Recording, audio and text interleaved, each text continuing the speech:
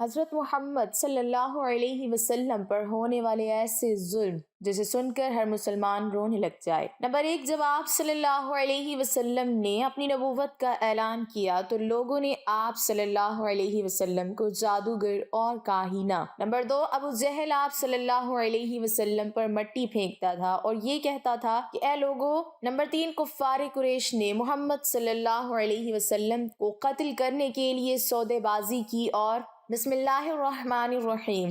ناظرین، اللہ سبحانہ وتعالی نے نبی اکرم صلی اللہ علیہ وسلم کو 40 سال کی عمر میں نبوت و رسالت سے سرفراز فرمایا۔ نبوت سے نوازے جانے کے بعد آپ صلی اللہ علیہ وسلم 13 سال تک مکہ مکرمہ میں رہے۔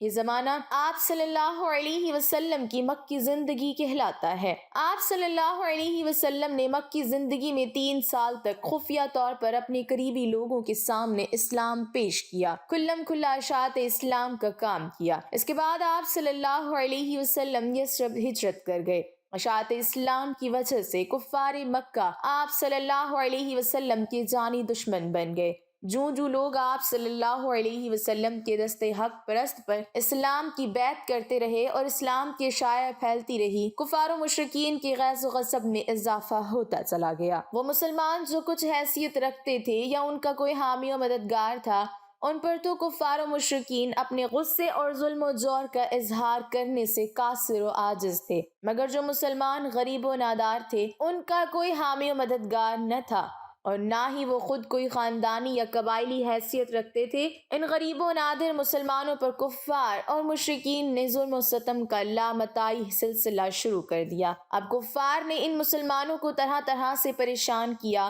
اور ستایا، مگر ان کے ایمان میں دن بدن اضافہ ہی ہوتا چلا رہا۔ دوسری طرف نبی اکرم صلی اللہ علیہ وسلم کے دادا اور پھر چچا ابو طالب قریش کی نظر میں بڑے شرف و اعزاز کے مالک تھے، اور آپ صلی اللہ علیہ وسلم کی خاندانی اور قبائلی وجاہت اہمیت بھی سب کے نزدیک مسلم تھی۔ اس لیے آپ صلی اللہ علیہ وسلم پر حملہ آور ہونا ایک بہت بڑی جنگ کو دعوت دینا تھا۔ اس لیے کچھ لوگ آپ صلی اللہ علیہ وسلم کو تکلیف اور نقصان پہنچانے سے گریز کرتے تھے، مگر اس کے باوجود بھی بہت سے بد نصیبوں نے نبی اکرم صلی اللہ علیہ وسلم کو طرح طرح سے ستایا اور آپ صلی اللہ علیہ وسلم کو مختلف مصائب و الام سے دوچار ہونا پڑا۔ اس ویڈیو میں ہم آپ صلی اللہ علیہ وسلم کو مکی زندگی میں پیش آنے والے مصائب و الام میں سے چند ایک کا ذکر کریں گے، لہٰذا اس ویڈیو کو آخر تک ضرور دیکھیے گا۔ جب تک نبی کریم صلی اللہ علیہ وسلم نے اپنی نبوت اور رسالت کا اعلان نہیں کیا تھا، اس وقت تک آپ صلی اللہ علیہ وسلم مکہ میں ایک عقل مند و دانشور اور صادق و امین اور اچھے انسان سے جانے جاتے تھے۔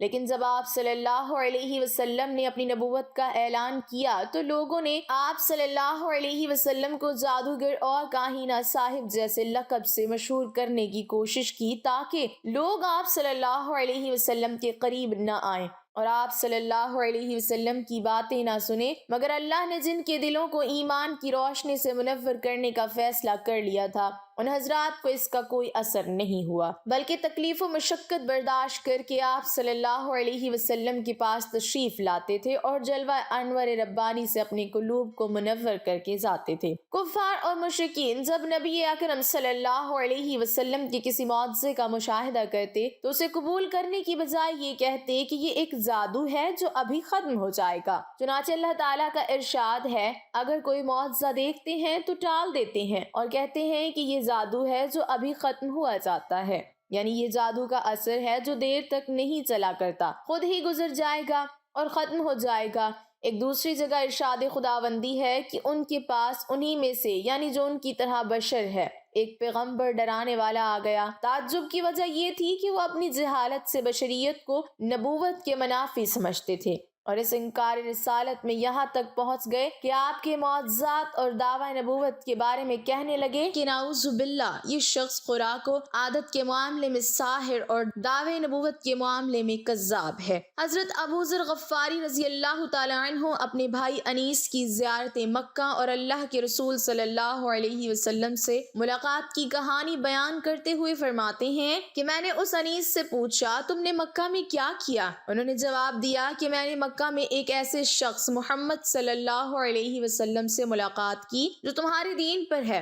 اسے اس بات کا یقین ہے کہ اللہ نے اسے رسول بنا کر بھیجا ہے۔ میں نے پوچھا ان کے بارے میں لوگوں کا کیا خیال ہے؟ انہوں نے فرمایا کہ لوگ کہتے ہیں کہ وہ شاعر، کاہن اور ساحر ہے، جبکہ انیس خود ایک شاعر تھے۔ انیس نے کہا میں نے کاہنوں کی بات سنی ہے مگر اس کا کلام کاہنوں کی بات نہیں ہے۔ میں نے ان کے کلام کو شاعر کے بہروں پر پڑھ رکھا ہے تو وہ کسی کی زبان پر میرے بعد نہیں جڑے گا۔ شاعر کی طرح خدا کی قسم وہ سچا ہے اور لوگ جھوٹے ہیں۔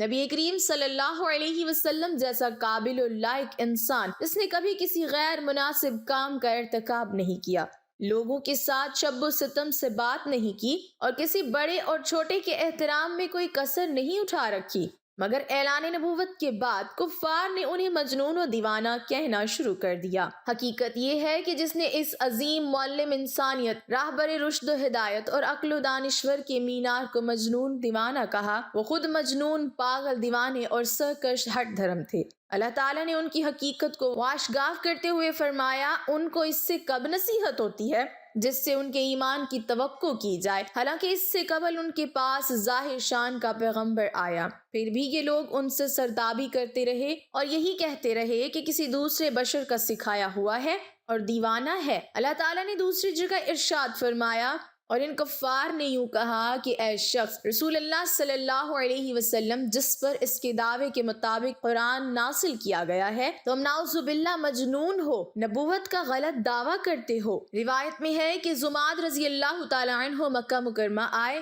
ان کا تعلق قبیلہ ازدشنوں سے تھا، وہ مجنوں اور آصف وغیرہ کا جھاڑ پھونک کرتے تھے۔ انہوں نے مکہ کے چند بے وقوفوں کو یہ کہتے ہوئے سنا کہ محمد صلی اللہ علیہ وسلم مجنوں ہیں، تو انہوں نے کہا کہ میں اس شخص کو دیکھوں، شاید اللہ ان کو میرے ہاتھ سے شفا عطا فرمائے۔ وہ فرماتے ہیں کہ انہوں نے ان سے ملاقات کی اور کہا اے محمد صلی اللہ علیہ وسلم، میں مجنون کو جھاڑتا ہوں اور اللہ تعالیٰ میرے ہاتھ سے جس کو چاہتا ہے شفا دے دیتا ہے، تو کیا آپ صلی اللہ علیہ وسلم کی خواہش ہے آپ بھی جھڑوائیں؟ پھر اللہ کے رسول صلی اللہ علیہ وسلم نے فرمایا سب تعریفیں اللہ کے لیے ہی ہیں، ہم اسی ذات کی تعریف میں رطب اللسان ہیں اور اسی سے مدد طلب کرتے ہیں۔ جسے اللہ ہدایت دے اسے کوئی گمراہ نہیں کر سکتا اور جسے اللہ گمراہ کر دے اسے کوئی ہدایت نہیں دے سکتا۔ میں شہادت دیتا ہوں کہ اللہ کے سوا کوئی معبود نہیں، وہ یکتا ہے اور اس کا کوئی ثانی نہیں، اور محمد اس کے بندے اور رسول ہیں۔ اب ہم دو شہادتین کے بعد جو چاہو کہو۔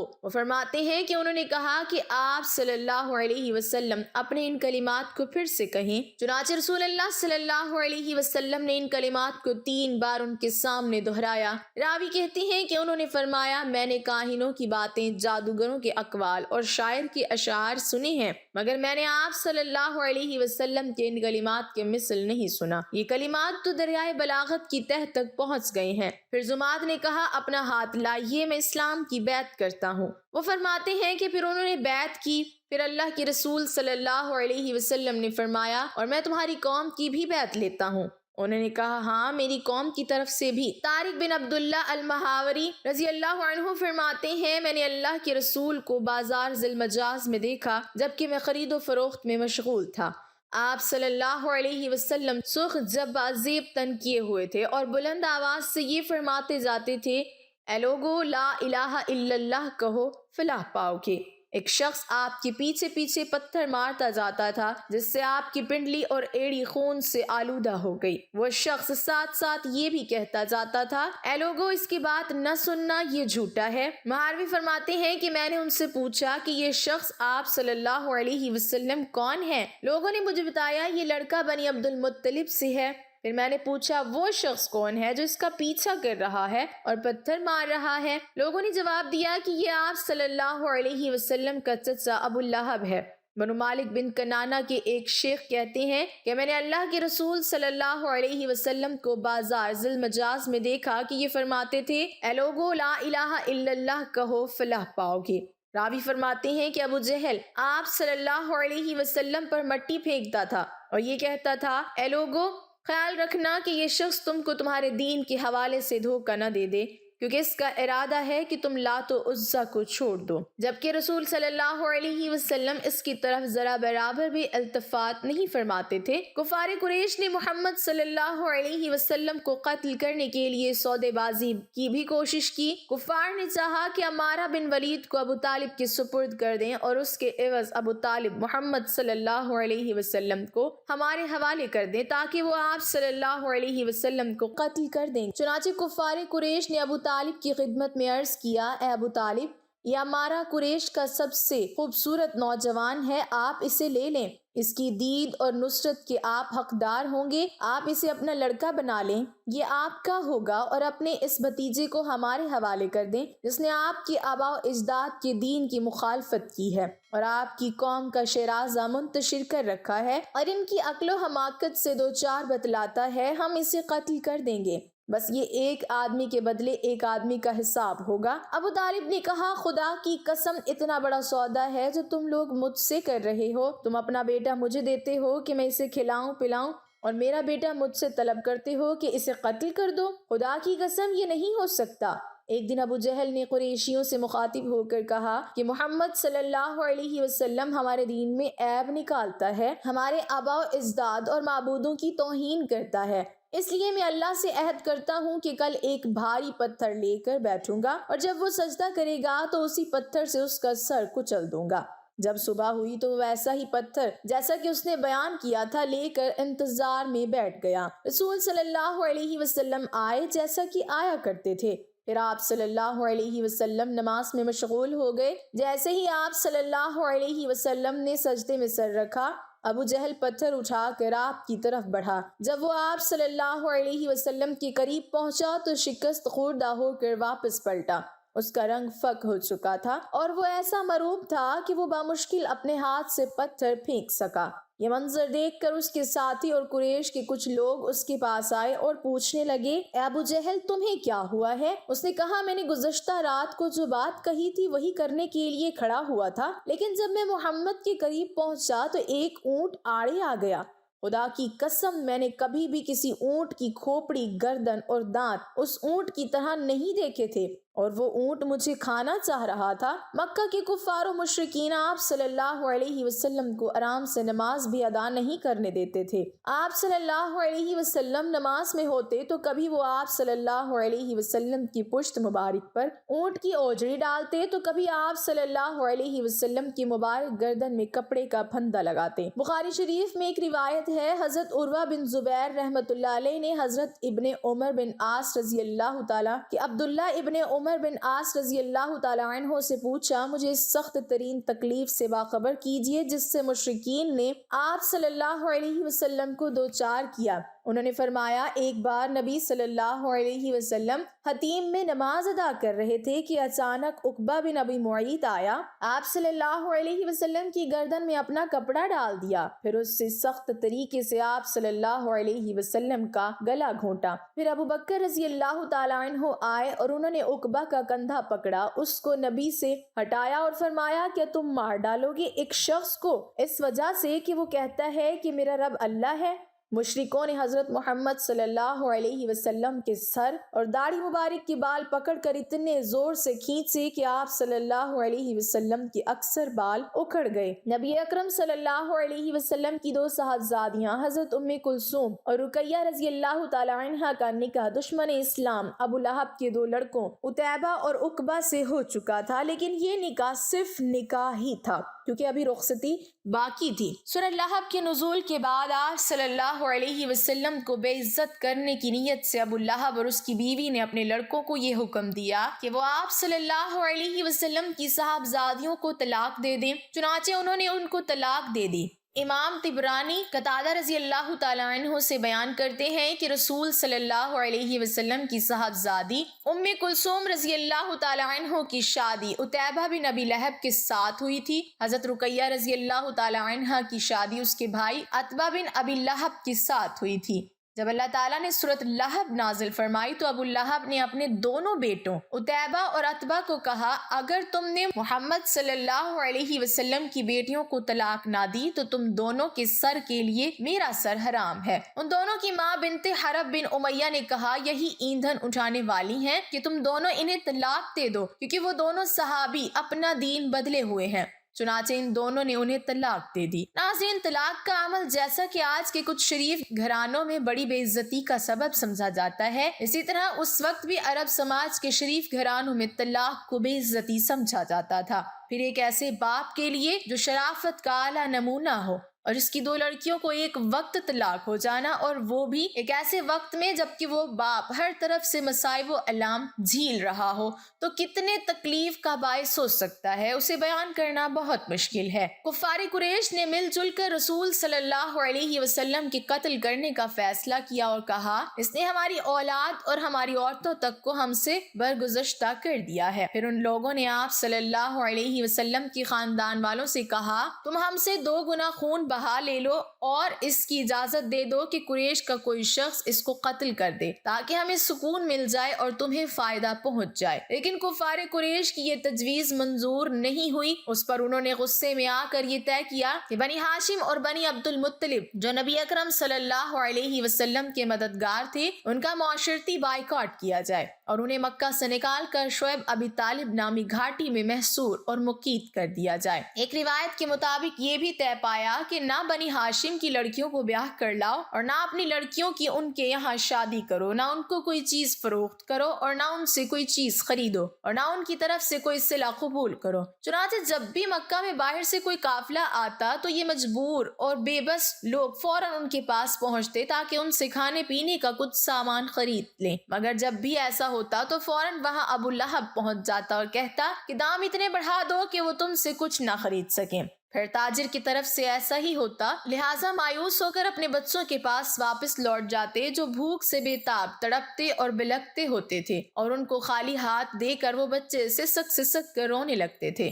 اس گھاٹی میں مسلمانوں نے بڑا سخت وقت گزارا تھا۔ قریش کے بائیکاٹ کی وجہ سے ان کو کھانے پینے کی کوئی چیز نہیں ملتی تھی، لوگ بھوک سے بے حال ہو گئے تھے، یہاں تک کہ گھاس پھوس اور درختوں کے پتے اور چمڑے کھا کھا کر گزارا کرنے لگے۔ یہ سلسلہ مستقل 3 سالوں تک جاری رہا، لیکن آپ کے قبیلے نے کسی صورت آپ کا ساتھ چھوڑنا پسند نہیں کیا تھا۔ ابو طالب کی وفات کے بعد نبی اکرم صلی اللہ علیہ وسلم نے شوال سن 10 نبوی میں اپنے آزاد کردہ غلام زید بن حارثہ کے ساتھ ثقیف سے مدد کی التماس کے لیے طوائف کا پیدل سفر کیا۔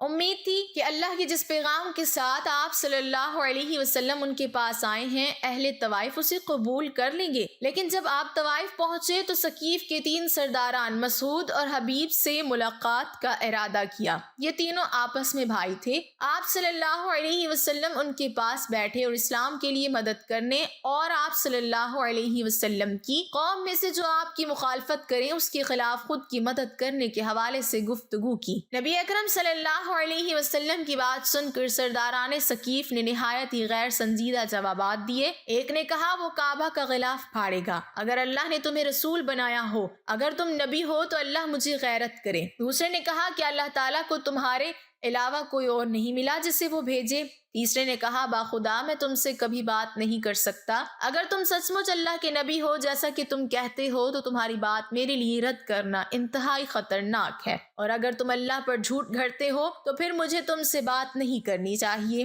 ثقیف سے نا امید ہو کے رسول صلی اللہ علیہ وسلم وہاں سے کھڑے ہوئے اور ان سے کہا تم لوگوں نے جو کچھ کیا بہرحال اسے خفیہ ہی رکھنا۔ جب رسول خدا صلی اللہ علیہ وسلم نے وہاں سے واپسی کا ارادہ کیا تو ان سرداران نے اپنے غلاموں اور اباشوں کو شے دے دی۔ انہوں نے آپ صلی اللہ علیہ وسلم کو تکلیفیں دی، تالیاں بجائیں اور شور مچائے، یہاں تک کہ لوگوں کی بھیڑ جمع ہو گئی۔ آپ صلی اللہ علیہ وسلم کے راستے کے دونوں کنارے لوگوں کی لائن لگ گئی۔ وہاں سے گزرتے وقت جو ہی اللہ کے رسول صلی اللہ علیہ وسلم ایک قدم اٹھاتے تو وہ آپ صلی اللہ علیہ وسلم کے قدموں پر پتھر مارتے، یہاں تک کہ آپ صلی اللہ علیہ وسلم کے گھٹنے چور ہو گئے، پنڈلیاں گھائل ہو گئیں اور جوتے خون آلودہ ہو گئے۔ جب آپ صلی اللہ علیہ وسلم کو پتھر لگتا تو آپ صلی اللہ علیہ وسلم زمین پر بیٹھ جاتے اور وہ بدنصیب آپ صلی اللہ علیہ وسلم کے بازو پکڑ کر اٹھاتے، اور جب آپ چلنا شروع کرتے تو وہ پتھر مارتے اور ہنستے تھے۔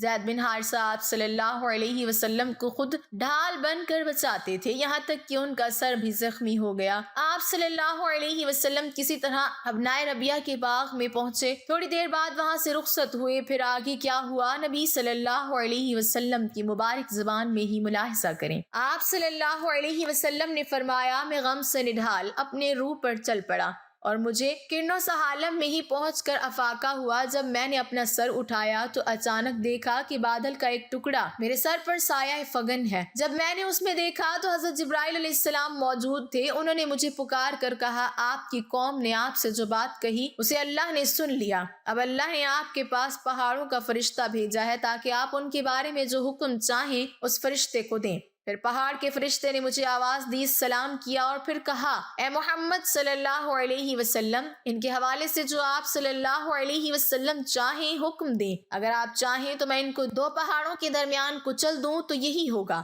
نبی اکرم صلی اللہ علیہ وسلم نے فرمایا، نہیں، بلکہ مجھے امید ہے کہ اللہ ان کی پشتوں سے ایسی نسل پیدا کریں گے جو صرف ایک اللہ کی عبادت کرے گی اور اس کے ساتھ کسی کو شریک نہیں ٹھہرائے گی۔ اللہ پاک ہمیں بہتر عمل کرنے کی توفیق عطا فرمائے اور ہمیں دین کا پیروکار بنائے، آمین۔ ناظرین، کمنٹ باکس میں اللہ تعالیٰ کے 99 ناموں میں سے ایک نام ضرور ٹائپ کریں۔